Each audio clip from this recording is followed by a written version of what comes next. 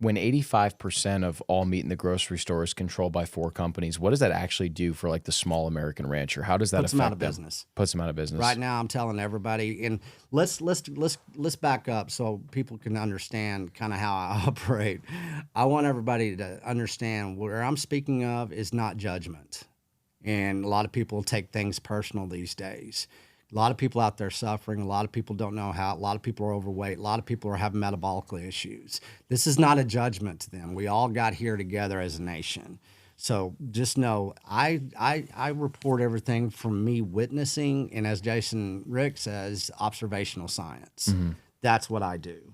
So anything I say is not a personal attack. So don't internalize this, people out there. Don't internalize what I say. But as far as, whenever you now know and you go to the supermarket, and we can't generalize. We have people that live in big cities. We have people who live far out in the country. We have the inner city. We have suburbs. We have so many different types of demographics, logistics.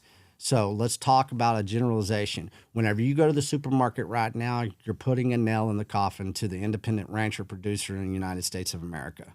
Simple as that. It's as simple as that. And if you ignore that, you're going to be able to look back in a couple of years. We've lost 40% of our ranch lands in the United States. That's never coming back. That's never coming back.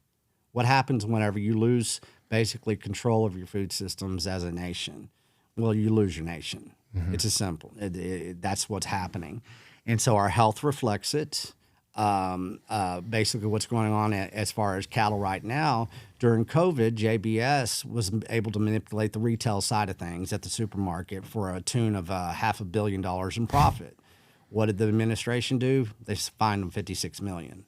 They'll do that every day till the cows come home. And so what we have to get people to understand, you asked the question, is what happens whenever 85% of our animal proteins are controlled by multinational corporations? Well, we basically defeat ourselves.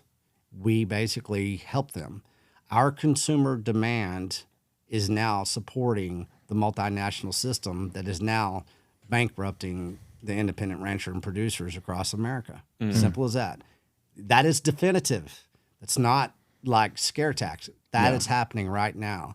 I know of 4 producer ranchers in the United States of America that just sold all of their herds because they're getting basically highest prices ever at the auction houses. They're not coming back.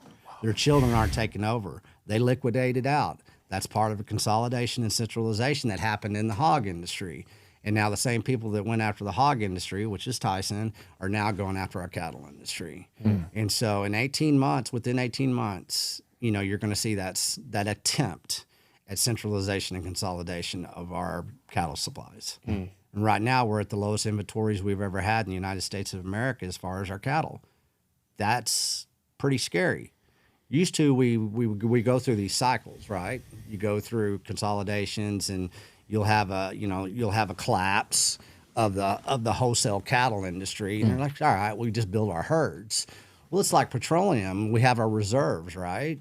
We don't have reserves anymore. How long does it take to build a herd? It takes 2 years. Okay, what happens in 2 years? Well, we flood the market with what? I call it the summer of pork is coming. And where's that pork coming from? China. Yeah. Where's our pork going? It's going to, I don't know, the highest bidder on the global market. Yeah. We're not selling our beef to the right people. We're not selling our animal protein to the right people, but we've lost control of that.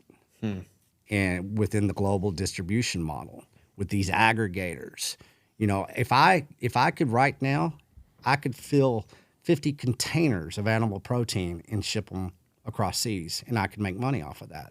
But we ain't got it. Nobody's got it. There's a big bidding war going right now on food supply systems. And you look at money, you look at inflation. This is an election year. There's not going to be any changes to any laws anytime soon.